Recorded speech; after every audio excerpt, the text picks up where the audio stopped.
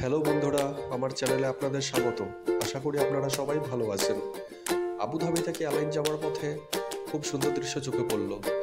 দুই ধারে মরুভূমি, মাঝখানে রাস্তা আর সারি সারি খেজুর গাছ। অপূর্ব দৃশ্য, তাই ক্যামেরাবন্দি করে নিলাম। আপনারাও ভিডিওটা দেখুন, আশা করি আপনাদের ভালো লাগবে।